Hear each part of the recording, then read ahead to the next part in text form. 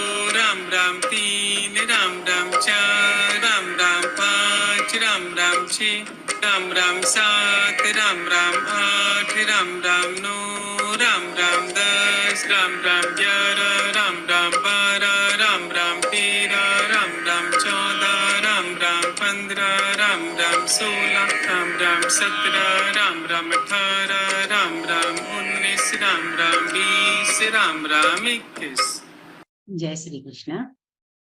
भगवान में भक्ति कैसी होनी चाहिए, एक उदाहरण से समझेंगे।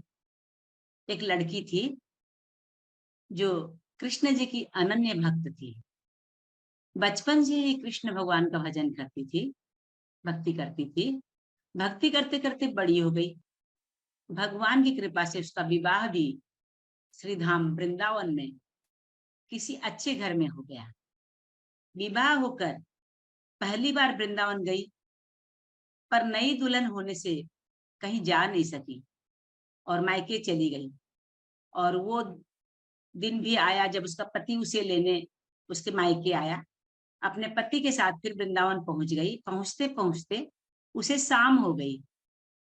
पति वृंदावन में यमुना किनारे रुक कर कहने लगा, देखो शाम का समय है, मैं यमुना जी में स्नान करके अभी आता हूँ, तुम इस पेड़ के नीचे बैठ जाओ और सामान की देखरेख करना, मैं थोड़े ही समय में आ जाऊंगा, यही सामने ही हूँ, कुछ लगे तो मुझे आवाज दे देना। इतना कहकर पति चला गया और वह लड़की बैठ गई।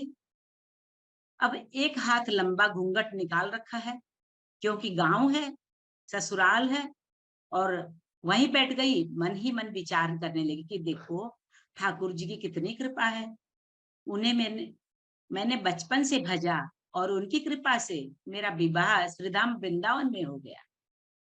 मैं इतने वर्ष से ठाकुर जी को मानती हूँ, परंतु अब तक उनसे कोई रिश्ता नहीं जोड़ी। फिर सोचती है ठाकुर जी की उम्र क्या होगी, लगभग 16 वर्ष के होंगे। मेरे पति तो 20 वर्ष के हैं। ठाकुर जी उनसे थोड़े ही छोटे हैं, इसलिए मेरे पति के छोटे भाई की तरह हुए और मेरे देवर की तरह। तो आज से ठाकुर जी मेरे देवर हुए। अब तो ठाकुर जी से नया संबंध जोड़कर बड़ी प्रसन्न हुई और मन ही मन ठाकुर जी से कहने लगी, देखो ठाकुर जी, आज से मैं तुम्हारी भाभी और तुम मेरे देवर हो गए। अब वो समय आएगा जब तुम मुझे भाभी भाभी कहकर पुकारोगी। इतना सोच रही थी, तभी एक 10-15 वर्ष का बालक आया और उस लड़की से बोला, भाभी भाभी। लड़की अचानक अपने भाव से बाहर आई। वो तो कृष्ण भाव में खोई हुई थी और सोचने लगी, वृंदावन में तो मैं नई हूं, यहाँ भाभी कहकर कौन बुला रहा है।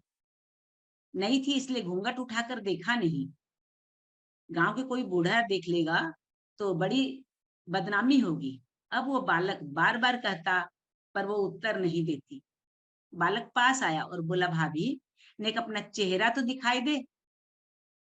अब वो सोचने लगी, अरे ये बालक तो बड़ी जिद कर रहा है, इसलिए कस के घूंघट पकड़कर बैठ गई कि कहीं घूंघट उठाकर देख न ले। लेकिन उस बालक ने जबरदस्ती घूंघट उठाकर चेहरा देखा और भाग गया। थोड़ी देर में उसका पति आ गया, तो उसने सारी बात अपने पति से कह दी। तो पति ने कहा, तुमने मुझे आवाज क्यों नहीं दी। लड़की बोली, वह तो इतने में भाग ही गया, मैं सोच रही थी। पति बोला, चिंता मत करो, वृंदावन बहुत बड़ा थोड़े ही है। कभी किसी गली में खेलता मिल गया तो हड्डी पसली एक कर दूंगा। फिर कभी ऐसा नहीं करेगा तुम्हें। जहां भी दिखे मुझे जरूर बताना। फिर दोनों घर गए। कुछ दिन बाद उसकी सास ने अपने बेटे से कहा, बेटा देख, तेरा विवाह हो गया, बहू मायके से भी जाके आ गई, पर तुम दोनों अभी तक बिहारी जी के दर्शन के लिए नहीं गए। कल जाकर बहू को दर्शन करा कर लाना। अब अगले दिन दोनों पति पत्नी ठाकुर जी के दर्शन के लिए मंदिर जाते हैं। मंदिर में बहुत भीड़ थी। लड़का कहने लगा, देखो तुम स्त्रियों के साथ आगे जाकर दर्शन करो, मैं भी आता हूँ। अब वह आगे आई, पर घूंघट नहीं उठाती। उसे डर लगता, कोई बड़ा बूढ़ा देखिएगा तो कहेगा, नई बहू घूंघट के बिना घूम रही है। बहुत देर हो गई। पीछे से पति ने आकर कहा, अरे बावली, बिहारी जी तो सामने है, घूंघट काहे नाय खोले। घूंघट नाय खोलेगी तो दर्शन कैसे करेगी। अब उसने अपना घूंघट उठाया और जो बांके बिहारी जी की ओर देखा तो बांके बिहारी जी की जगह वही बालक मुस्कुराता हुआ दिखा। तो एकदम से चिल्लाने लगी, सुनिए, जल्दी आओ जल्दी आओ। पति पीछे से भागा भागा आया, बोला, क्या हुआ। लड़की बोली, उस दिन जो मुझे भाभी भाभी का कर भागा था ना, वो बालक मिल गया। पति ने कहा, कहाँ है, अभी उसे देखता हूँ। तो ठाकुर जी की ओर इशारा करके बोली, ये रहा, आपके सामने ही तो है।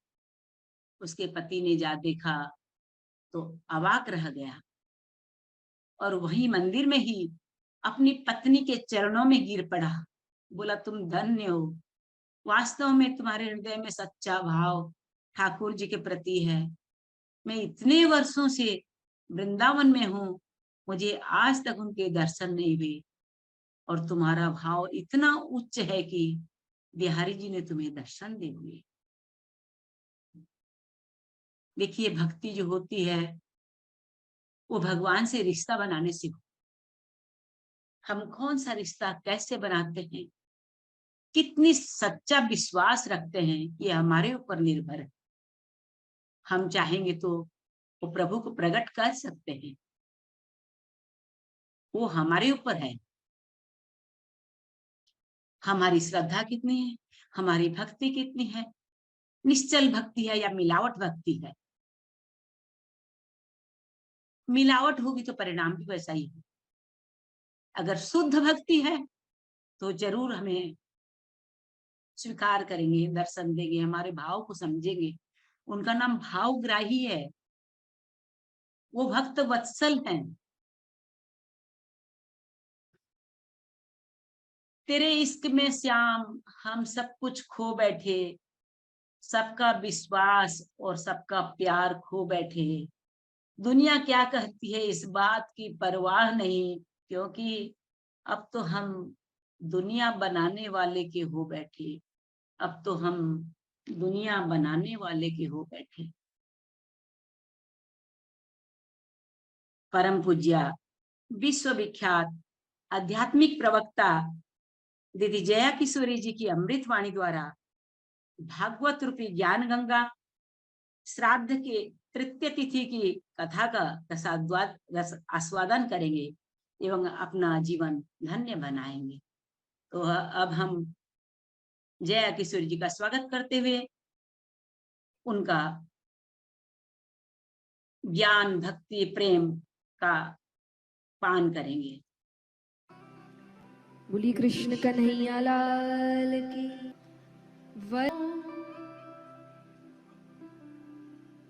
हरि ओम नमो भगवते वासुदेवाय नमः। हरि ओम नमः। सीताराम सीताराम सीताराम कहिए, जाहि विधि राखे राम ताहि विधि रहिए। सीताराम सीताराम सीताराम कहिए, जाहि विधि राखे राम ताहि विधि रहिए। संसार में रहना, परिवार में रहना, धन कमाना, व्यापार करना, ये सब गलत नहीं है, लेकिन इन सब को करने में भगवान को भूल जाना गलत है, भगवान को नहीं मानना गलत है। तो सब कुछ करो, लेकिन साथ ही साथ एक और काम करना है। क्या? मुख में हो राम नाम, राम सेवा हाथ में। मुख में हो राम नाम, राम सेवा हाथ में। मुख में हो राम नाम, राम सेवा हाथ में। मुख में हो राम नाम, राम सेवा हाथ में।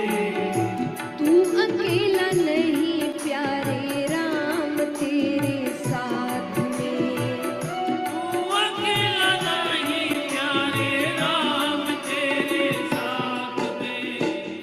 तू अकेला नहीं प्यारे राम तेरे साथ में। तू अकेला नहीं प्यारे राम तेरे साथ में। विधि का विधान जान, हानि लाभ सहिए। जाहि विधि राखे राम ताहि विधि रहिए। सीताराम सीताराम सीताराम कहिए, ताहि विधि राखे राम ताहि विधि रहिए।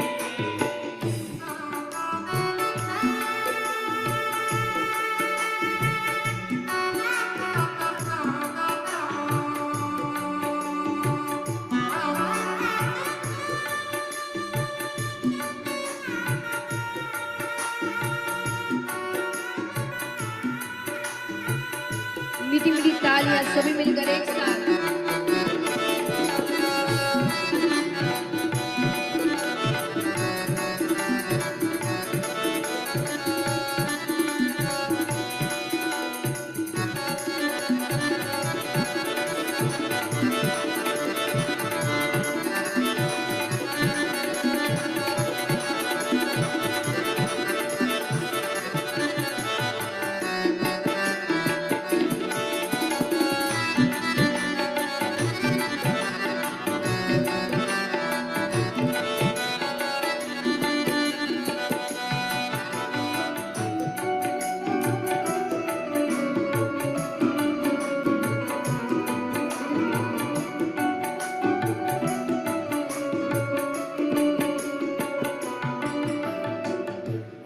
भगवान कहते हैं मैं तुम्हें सब कुछ देने को तैयार हूं, धन दौलत नाम शोहरत, लेकिन अगर ये सब मिलने के बाद तुमने इसका सदुपयोग नहीं किया, दुरुपयोग किया, अभिमान कर लिया, तो ये चीजें तुम्हारे पास नहीं रहने वाली। भगवान कहते हैं क्या?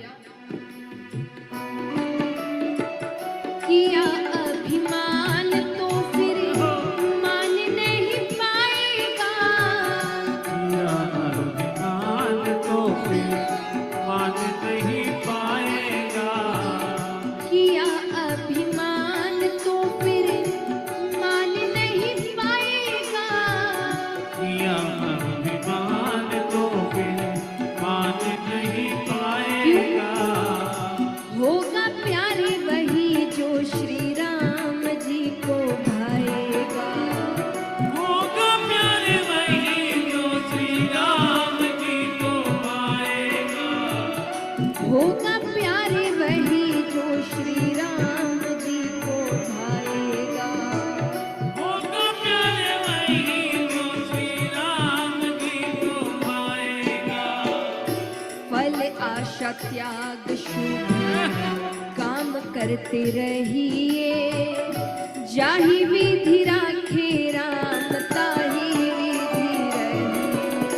सीताराम सीताराम सीताराम कहिए। ताहि विधि राखे राम ताहि विधि रहिए। कौन कौन इस बात को मानते हैं कि भगवान जैसे रखे हम वैसे सुखी रहेंगे? उठाना एक बार पूरे पूरे हाथ और तालियां सभी मिलकर एक साथ।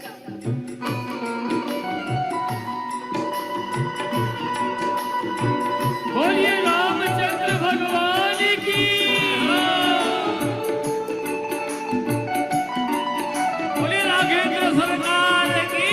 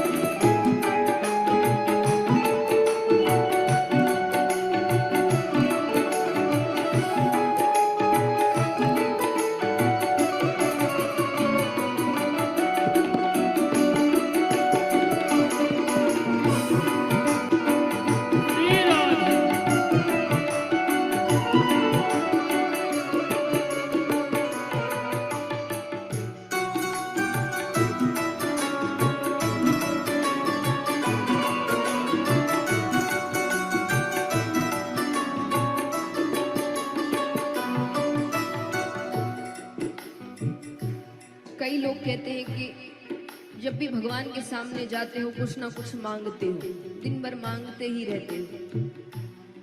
क्यों ना मांगे? इससे नहीं तो और किससे मांगेंगे? एक बात बताइए,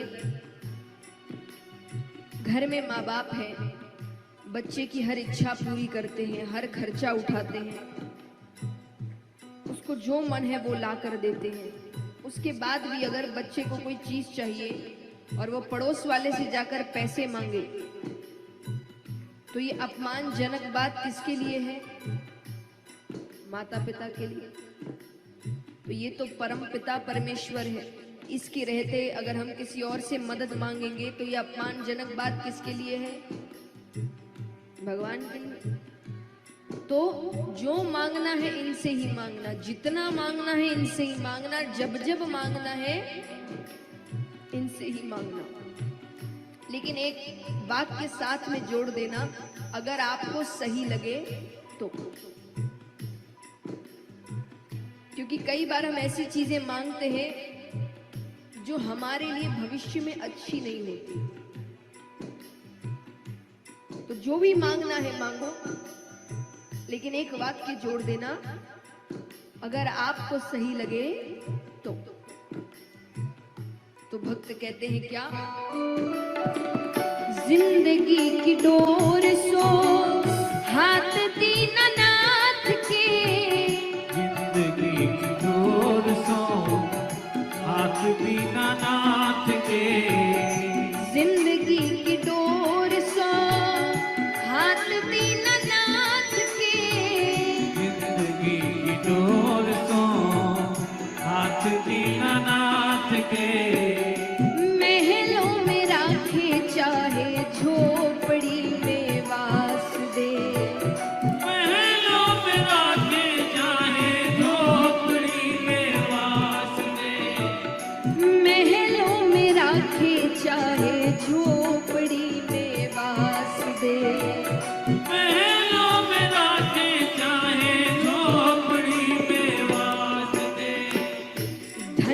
बाद निर्विवाद राम राम कहिए। जाहि विधि राखे राम ताहि विधि रहिए। सीताराम सीताराम सीताराम कहिए। जाहि विधि राखे राम ताहि विधि रहिए।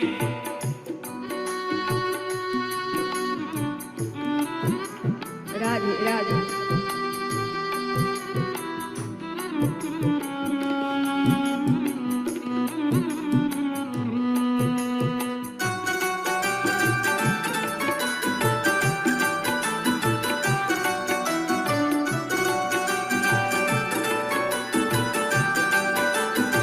मीठी मीठी तालियां एक साथ, पीछे जितने भक्त बैठे हैं।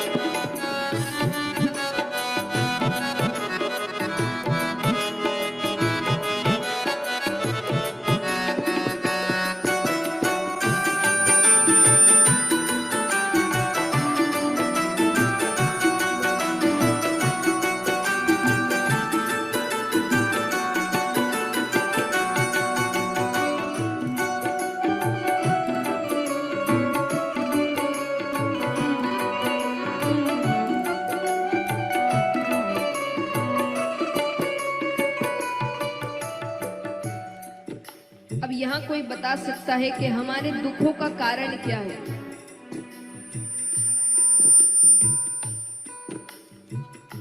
हमारे दुखों का कारण क्या है? हाँ?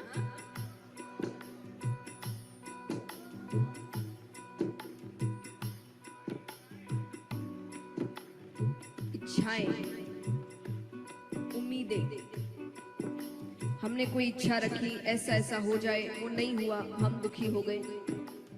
किसी से कोई उम्मीद रखी, वो उम्मीद पर खरा नहीं उतरा, हम दुखी हो गए। किसी पर बहुत विश्वास किया, प्रेम किया, उसने बदले में उतना प्रेम नहीं किया, हम दुखी हो गए। तो इसीलिए कहते हैं कि संसार में रहो, रिश्ते निभाओ, लेकिन उम्मीद किसी से मत रखो। उम्मीद किससे रखनी है? भक्त कहते हैं क्या? आशा एक राम जी से, दूजी आशा छोड़ दे। आशा एक राम जी से, दूसरी आशा छोड़ दे। आशा एक राम जी से, दूजी आशा छोड़ दे। आशा एक राम जी से, दूसरी आशा छोड़ दे। नाता एक राम जी से, दूजा नाता तोड़ दे। नाता एक राम जी से, दूजा नाता तोड़ दे। नाता एक राम जी से, दूजा नाता तोड़ दे। नाता एक राम जी से, दूजा नाता तोड़ दे। साधु संग राम रंग, अंग अंग रंगिए। जाहि विधि राखे राम, ताहि विधि रहिए। सीताराम सीताराम सीताराम कहिए। जाहि विधि राखे राम, ताहि विधि रहिए। सीताराम सीताराम सीताराम कहिए। जाहि विधि राखे राम, ताहि विधि रहिए। सीताराम सीताराम सीताराम कहिए। जाहि विधि राखे राम, ताहि विधि रहिए। ओ जाहि विधि राखे राम, ताहि विधि रहिए। जाहि विधि राखे राम, ताहि विधि रहिए। जाहि विधि राखे राम, ताहि विधि रहिए। बोली कृष्ण कन्हैया लाल की। कल कौन कौन सी कथाएं हुई? शिव पार्वती विवाह, माता अनुसुईया की कथा, और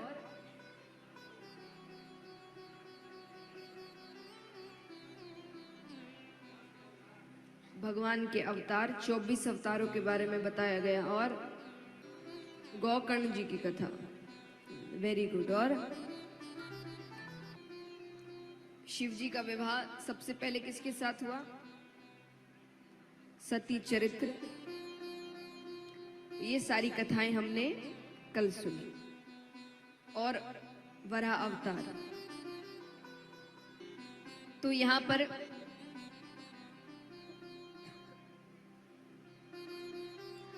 ब्रह्मा जी रचना के कार्य कर रहे हैं, कोशिशें बहुत कर रहे हैं पर कुछ भी सफल नहीं हो रहा। तो भगवान का ध्यान करते हैं। तो ध्यान करते हैं तो भगवान की कृपा से ब्रह्मा जी के दाहिनी और बाई हिस्से से पुरुष और स्त्री की रचना होती है। स्वयंभू मनु और शतरूपा दोनों से कहा गया जाकर संसार को आगे बढ़ाओ।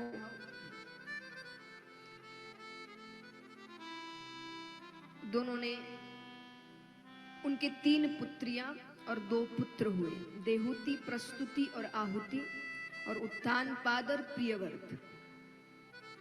उत्तानपाद को राजा बनाया गया। उसका विवाह सुनीति नामक कन्या से हुआ, पर कोई संतान नहीं हुई। लेकिन उनको तो संसार आगे बढ़ाना है, संतानें चाहिए। तो फिर उत्तानपाद का विवाह सुरुचि नामक कन्या से हुआ, अत्यंत सुंदर, इतनी ज्यादा सुंदर कि उसकी सुंदरता के आगे राजा सब कुछ भूल जाए, सब कुछ। अब धीरे धीरे वो पहली पत्नी के पास कभी कभी जाया करता।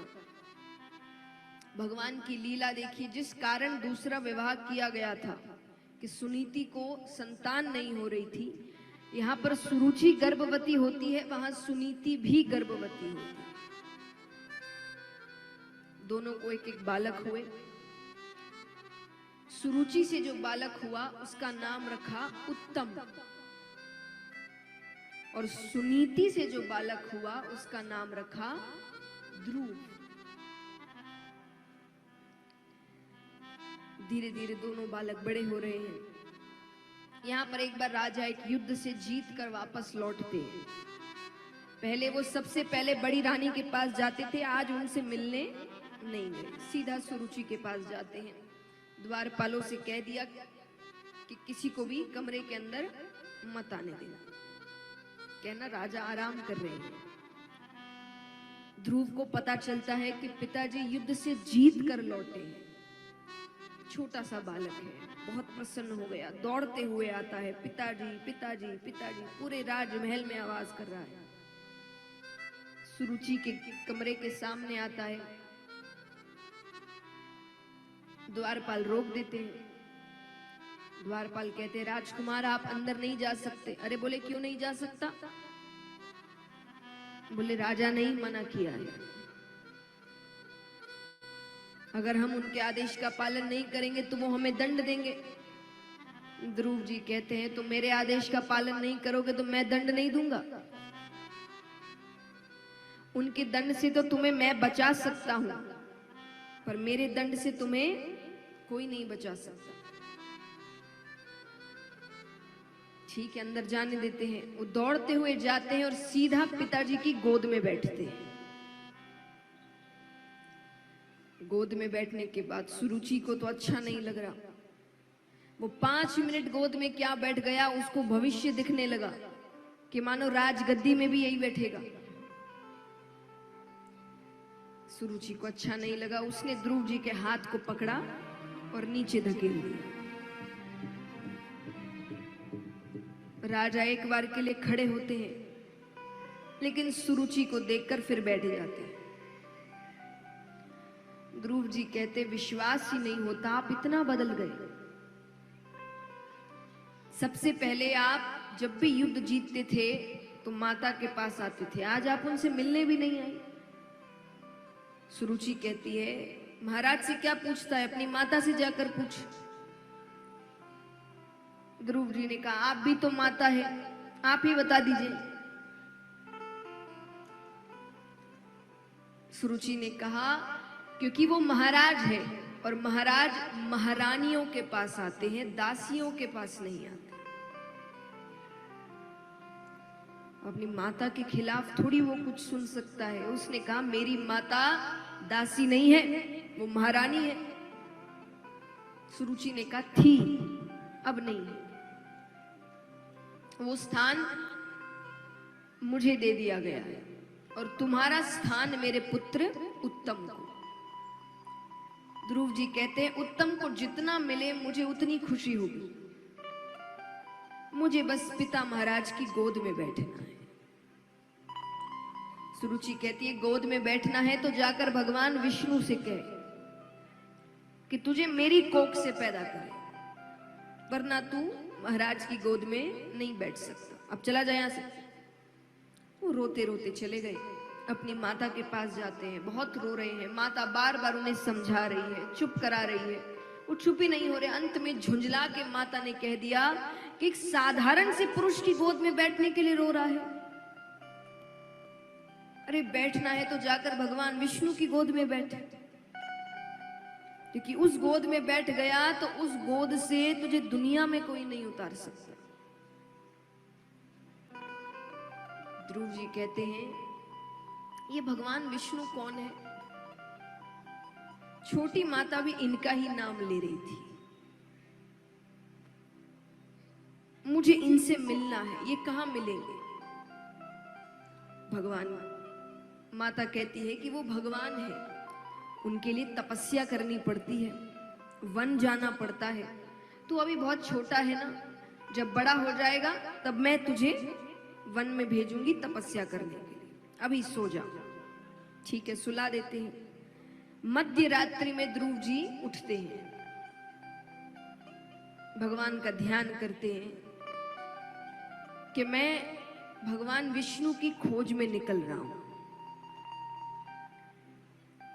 मेरे नहीं होने से मेरी माता व्याकुल हो उठेगी, उनका ध्यान रखना, मैं जल्दी लौट आऊंगा। ये कहकर वो वन की ओर जा रहे हैं, क्योंकि माता ने क्या कहा, वन में जाकर तपस्या करनी पड़ेगी, तो वो वन की ओर जा रहे हैं। अब भगवान डर गए। भगवान नारद जी से कहते हैं कि जाकर देखो वो बच्चा कहां जा रहा है, उसके साथ साथ रहो। नारद जी जाते हैं। नारद जी जैसे ही ध्रुव जी को मिलते हैं, क्या कहते हैं सबसे पहले? अच्छा, नारद जी किसी से भी मिलते हैं तो सबसे पहले क्या कहते हैं? नारायण नारायण। ध्रुव जी देखते हैं कौन है ये। नारद जी ने कहा, रे पुत्र तुम क्या कर रहे हो जंगल में अकेले? तुम्हारे माता पिता तुम्हें ढूंढ रहे होंगे। ध्रुव जी ने कहा, आप कौन? अरे बोले, मैं नारद हूं। ध्रुव जी कहते हैं, नारद जी, अरे आपकी तो बहुत सी कहानियां सुनाई हैं मुझे माता ने। आप भगवान विष्णु को जानते हैं ना? नारद जी ने कहा, हाँ जानता हूं। वो कहां मिलेंगे? मुझे उनसे मिलना है। नारद जी कहते हैं, तुम जीवित नहीं मिल सकते, वो क्षीर सागर में रहते हैं, वहां कोई भी जीवित नहीं जा सकता। ध्रुव जी कहते हैं, मुझे मृत्यु का भय नहीं है, पर मुझे उनसे जीवित मिलना है, मुझे उनसे कुछ प्रश्न करने हैं। ठीक है, मैं नहीं मिल सकता, वो तो मिल सकते हैं। नारद जी कहते, क्या मतलब? अरे बोले, मैं उनके पास नहीं जा सकता, वो तो मेरे पास आ सकते हैं। नारद जी ने कहा, जरूर आ सकते हैं, लेकिन उसके लिए कठोर तपस्या करनी पड़ेगी। ध्रुव जी कहते, करूंगा, कठोर से कठोर तपस्या करूंगा, मुझे बस भगवान विष्णु से मिलना है। नारद जी कहते, तो कहो। ओम नमो भगवते वासुदेवाय। ओम नमो। आपको नहीं मिलना तो कौन कहेगा? ओम नमो भगवते वासुदेवाय। ओम नमो भगवते वासुदेवाय। आइए मीठी मीठी तालियों के साथ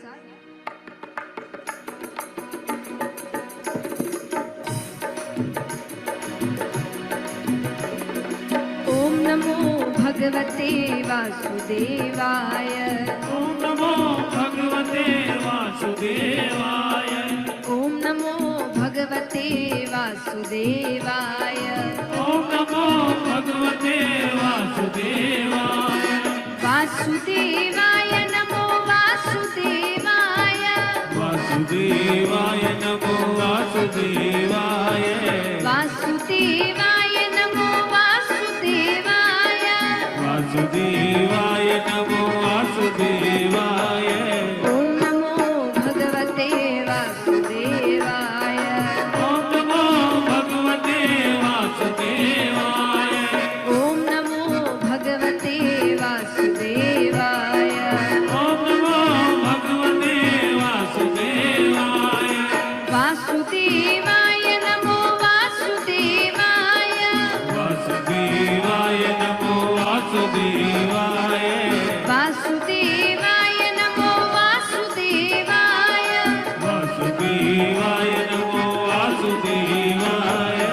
ओम नमो भगवते वासुदेवाय। ओम नमो भगवते वासुदेवाय। ओम नमो भगवते वासुदेवाय। ओम नमो भगवते वासुदेवाय। वासुदेवाय नमो वासुदेवाय। वासुदेवाय नमो वासुदेवाय। वासुदेवाय नमो वासुदेवाय। वासुदेवाय नमो वासुदेवाय। तालियां जोरदार। ओम नमो भगवते वासुदेवाय। ओम नमो भगवते वासुदेवाय। ओम नमो भगवते वासुदेवाय। ओम नमो भगवते वासुदेवाय। वासुदेवाय नमो वासुदेवाय। वासुदेवाय नमो वासुदेवाय। वासुदेवाय नमो वासुदेवाय। वासुदेवाय नमो वासुदेवाय। ओम नमो भगवते वासुदेवाय। ओम नमो भगवते वासुदेवाय।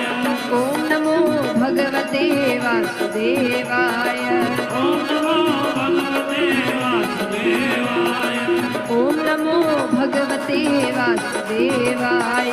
ओम नमो भगवते वासुदेवाय। अब यहाँ पर नारद जी धीरे धीरे उनकी तपस्या और कठोर करते जा रहे हैं। अब नारद जी ने कहा अन्न त्याग दो। ध्रुव जी ने अन्न त्याग दिया, केवल फल और जल पे रह रहे हैं। फिर कहा फल भी त्याग दो। फल भी त्याग दिया तो कहा फल जल भी त्याग दो, अन्न त्याग दो, फल त्याग दो। वो बिल्कुल भूखे हैं, सिर्फ भगवान के नाम का जाप करते जा रहे हैं। अंत में आखिरी पड़ाव आता है। नारद जी ने कहा इसके बाद भगवान को तुमसे मिलने आना ही पड़ेगा। क्या करना होगा नारद जी? ध्रुव जी अपनी सांसें रोक लेते हैं। और ऐसा आज तक नहीं हुआ कि भक्ति करते करते किसी की मृत्यु हो जाए। देवी देवता भगवान के पास जाते हैं कि प्रभु अब उस बच्चे की और परीक्षा ना लें, अब उसे दर्शन दे दीजिए। तब वहां पर साक्षात परम पिता परमेश्वर भगवान विष्णु विराट रूप में ध्रुव जी के सामने आते हैं। बोलिए लक्ष्मी नारायण भगवान की। अब ध्रुव जी तो नेत्र बंद कर कर खड़े हैं। भगवान उनसे कहते अरे पुत्र उठो, देखो मैं आ गया। ध्रुव जी कहते आप कौन? उन्होंने थोड़ी भगवान को देखा था। वो कहते आप कौन? अरे भगवान कहते मैं वासुदेव जिसकी तुम तपस्या कर रहे हो। ध्रुव जी प्रसन्न होकर भगवान को गले से लगा लेते हैं। भगवान कहते कहो क्या पूछना है, क्यों बुलाया मुझे? ध्रुव जी कहते हैं मुझे ये बताइए, छोटी माता ने मुझे पिताजी की गोद से क्यों उतार दिया? पिताजी अब मेरी माता के पास क्यों नहीं आते? छोटी माता मुझे इतनी बातें सुनाई, पिताजी ने एक का भी जवाब नहीं दिया।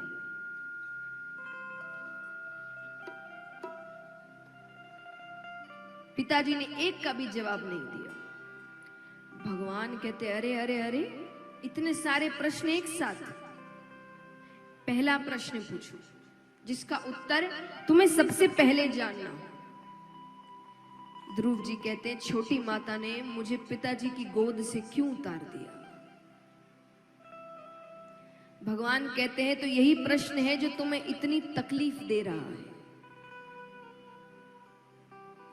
भगवान ध्रुव जी के सर पर हाथ रखते हैं और साक्षात मां सरस्वती उनके मस्तक पर प्रवेश कर जाती है। भगवान कोई जवाब नहीं देते। भगवान फिर कहते हैं और कोई प्रश्न करना है? ध्रुव जी ने कहा सारे उत्तर मिल गए, मुझे सब समझ में आ गया। इस प्रकार भगवान ध्रुव जी को दर्शन देते हैं। अब इन्हीं के वंश में राजा अंग हुए, राजा बैन हुए। राजा बैन बड़े ही पाखंडी राजा हुए। उन्होंने उनके राज्य में जितने भी मंदिर थे उन सब में से भगवान की मूर्तियां हटाकर अपनी मूर्ति लगवाई थी। और ऐसा भी नहीं कि ये करने पर वो कह दे कि मैं तो राजा हूं, कुछ भी कर सकता हूं। नहीं, वो उसका तर्क देते। वो कहते कि शास्त्रों में लिखा गया है कि एक राजा के अंदर 6 देवता निवास करते हैं, तो ऐसे तो मैं ही भगवान हूं, मुझे पूजो। प्रजा परेशान हो जाती है, ऋषि गणों के पास जाती है। ऋषि गण उनको समझाते हैं, वो नहीं मानते, उनका निरादर करते हैं। तो क्रोध में वो राजा बैन को भस्म कर देते हैं। अब प्रजा कहे कि गद्दी पर कौन बैठे? ऋषि गणों ने कहा अगर इतना ही है तो भगवान को ही बुला लेते हैं।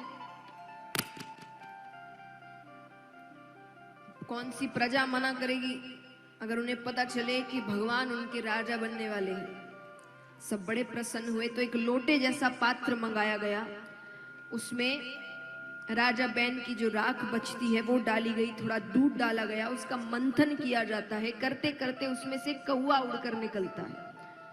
सबने कहा ये क्या है? बोले ये राजा के पाप थे।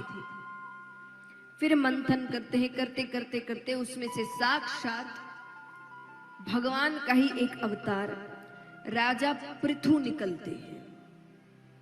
इन्हीं के नाम पे धरती का नाम पृथ्वी पड़ा। राजा पृथु से पृथ्वी। राजा पृथु काफी समय तक राज करते हैं। उसी वंश में भरत नामक एक राजा हुए, बहुत अच्छे राजा। उन्होंने अपने राज्य काल में बहुत अच्छे काम किए। फिर बच्चों को राज्य देकर वो वन की ओर चले गए। एक बार वे नदी में स्नान कर रहे थे।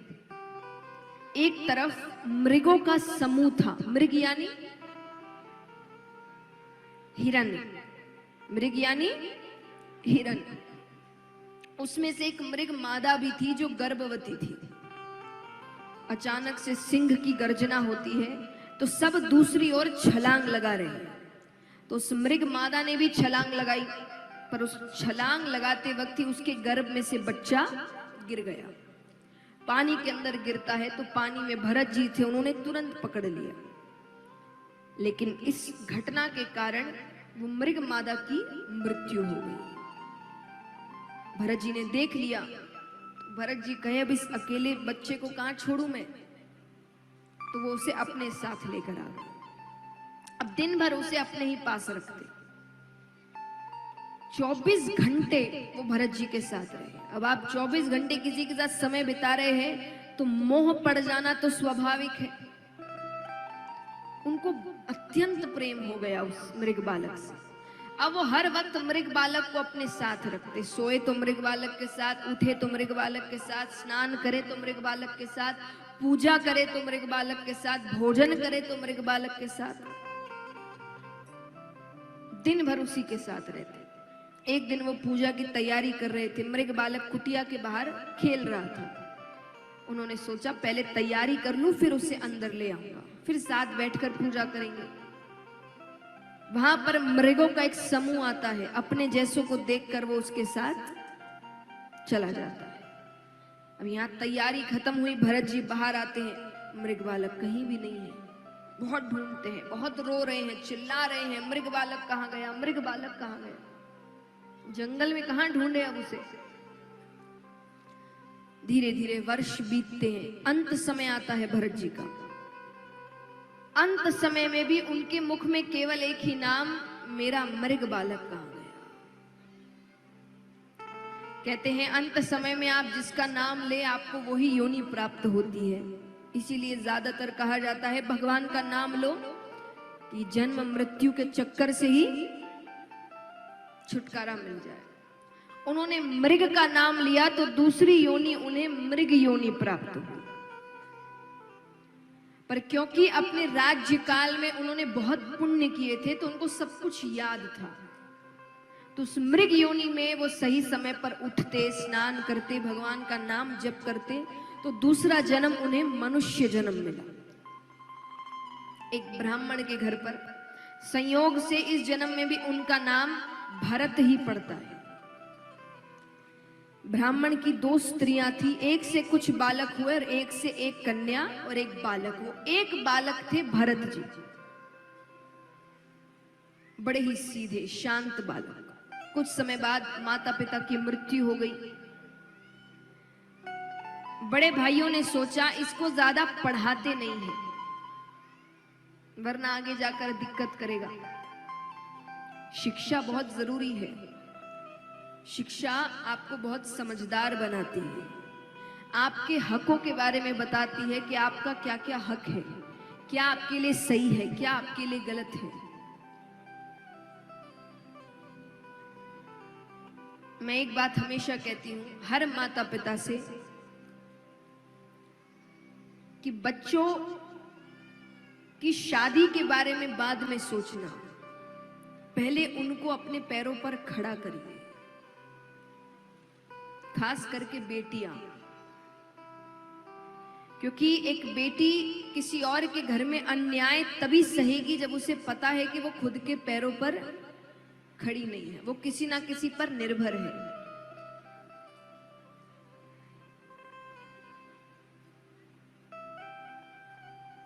कृपया पानी का वितरण भजनों के दौरान करें। कथा में व्यवधान पड़ता है, वाचक का ध्यान भटकता है। भजन चले तब आप पानी का वितरण कर सकते हैं। तो महाराज,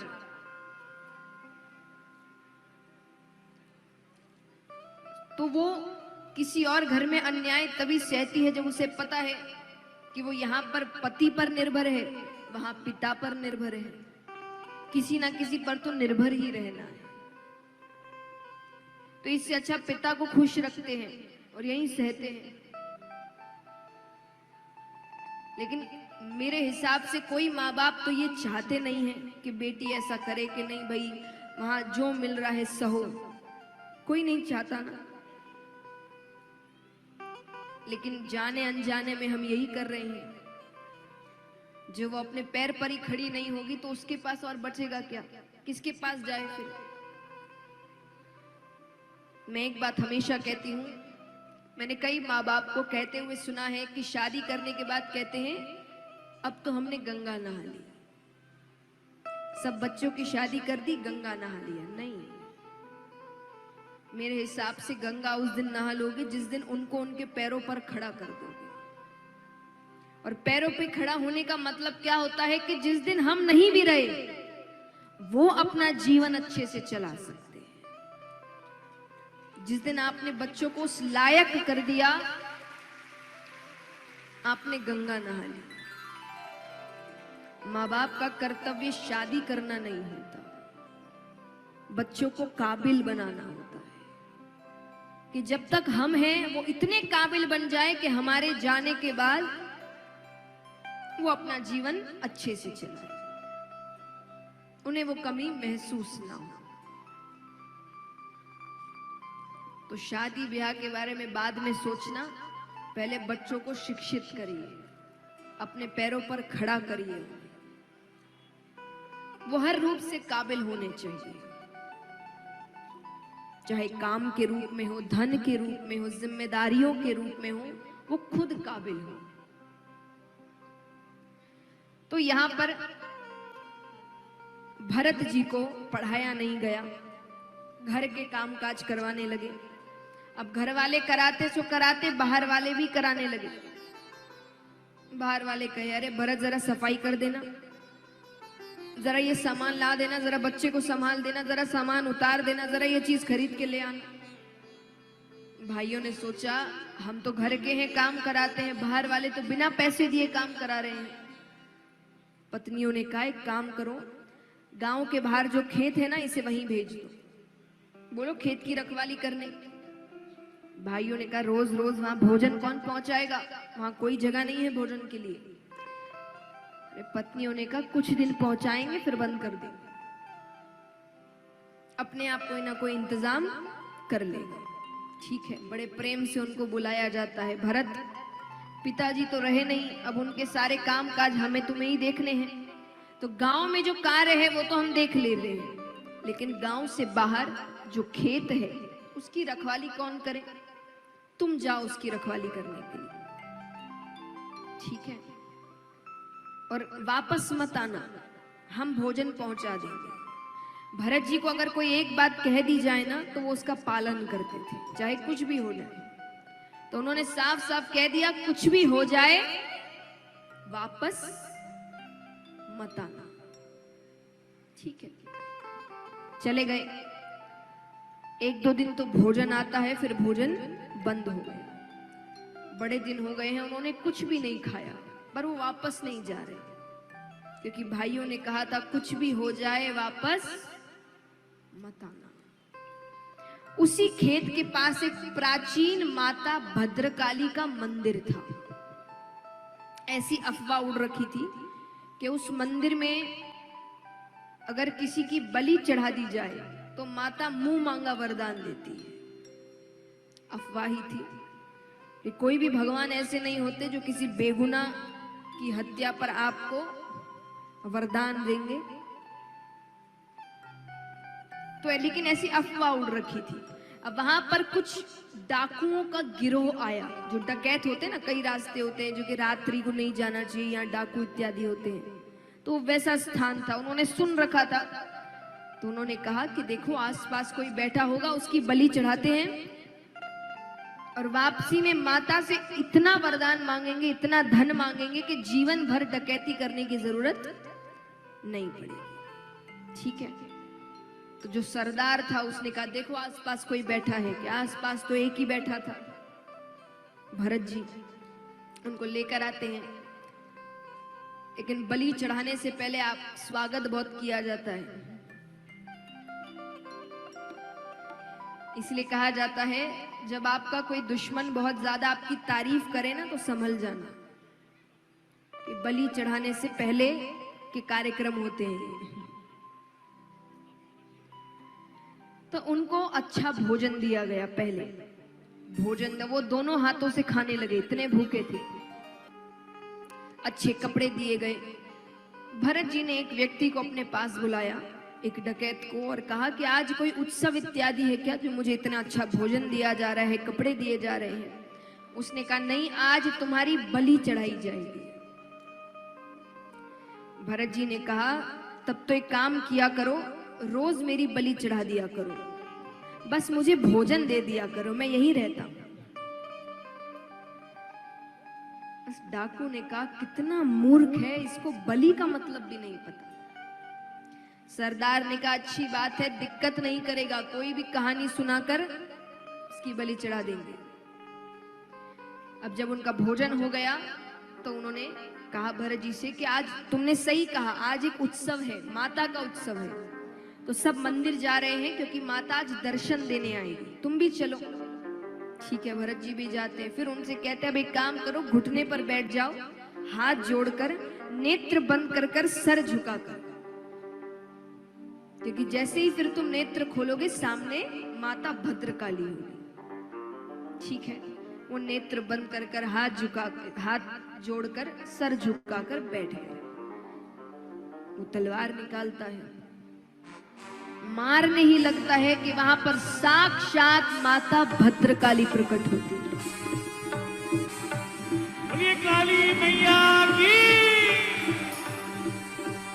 जयंती मंगला काली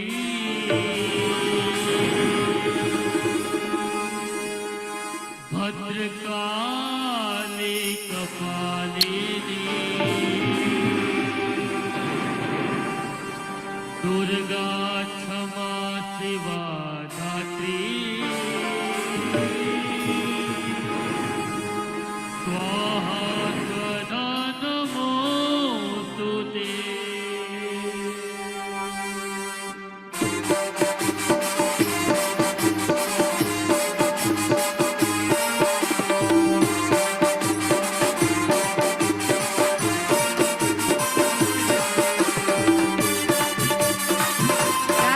बोलिए काली भद्रकाली की। मीठी मीठी तालियां एक साथ।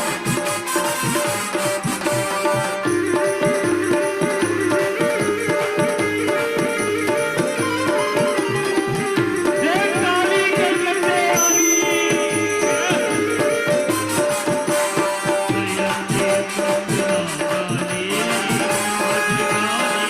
जय हो।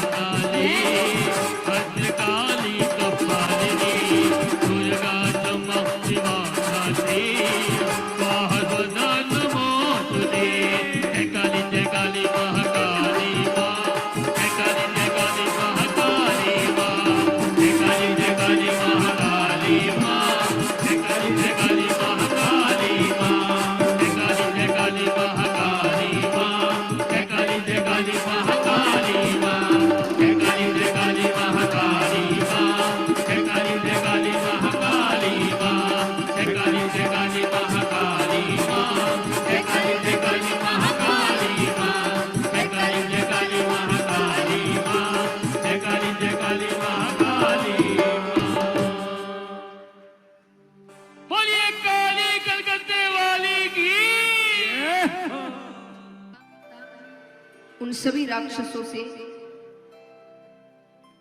युद्ध करती है, भरत जी को उठाती है, उनके सर पर हाथ रखती है और ज्ञान उनके मस्तक पर प्रवेश करता है। इस प्रकार वो अपने भोले भक्त की रक्षा करती है। और जोरदार तालियां एक साथ, हरि बोल हरि बोल हरि बोल हरि बोल हरि बोल हरि ओ हरि बोल हरि बोल हरि बोल हरि हरि बोल हरि बोल हरि बोल हरि बोल। पूरे पूरे हाथ उठाकर एक साथ, जय जय राधा जय जय राधा जय जय राधा रमन हरि बोल, जय जय राधा रमन हरि बोल।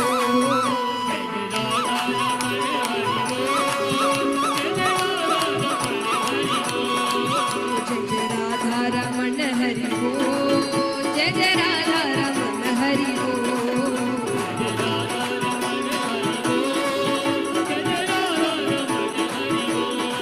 ओ जय जय राधा रमन हरि बोल,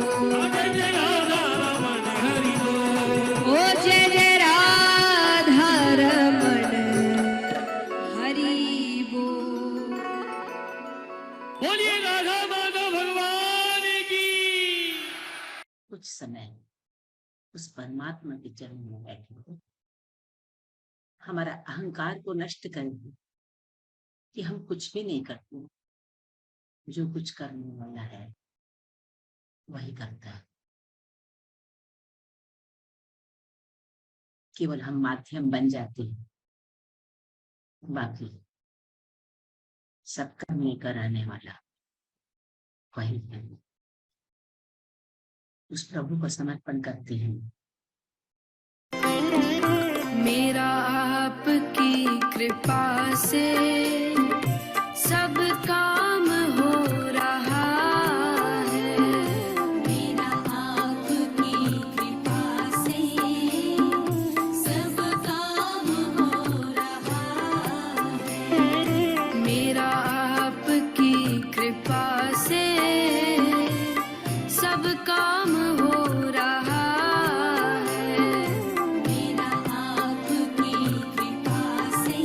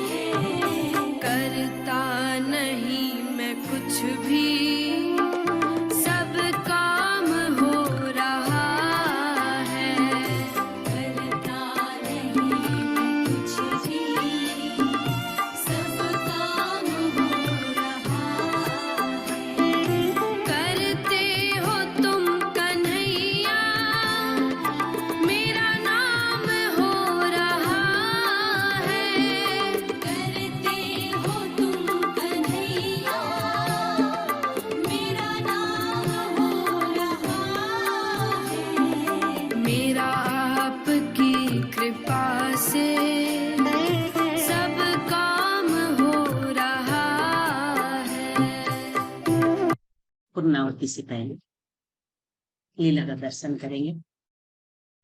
कन्हैया का राधे से निश्चल प्रेम है। दुनिया को सच्चा प्रेम दिखाने के लिए उन्होंने बहुत लीला की है। राधे के दर्शन बिना ठाकुर जी को चैन भी नहीं पड़ता। राधे जी के पास में पुरुष रूप में मिलना अलाउ नहीं है। तो आज पूज्य जया किशोरी जी हमें क्या लीला दिखाना चाहती है? हमको ठाकुर जी किस नारी के रूप में लाडली जू से दर्शन पूर्णमदः पूर्णमिदं पूर्णात् पूर्णमुदच्यते पूर्णस्य पूर्णमादाय पूर्णमेवावशिष्यते। ॐ शान्तिः शान्तिः शान्तिः। जय श्री कृष्ण। दुनिया से बाजी जीतकर मशहूर हो गए, इतना मुस्कुराए कि दुख सब दूर हो गए। हम कांच के थे, दुनिया ने हमको फेंक दिया, श्याम के चरणों में जब आए तो कोहिनूर हो गए, कोहिनूर हो गए। जय श्री कृष्ण। कल एक और नई ऊर्जा के साथ में अपने साथ में बैठ के श्रीमद् भागवत श्रवण करेंगे। आप स्वस्थ रहें, कृष्ण सेवा में व्यस्त रहें और कृष्ण प्रेम में मस्त रहें। जय श्री कृष्ण, जय श्री कृष्ण। आपके अंदर वैसे परमात्मा को मेरा फिर से एक बार वंदन नमन।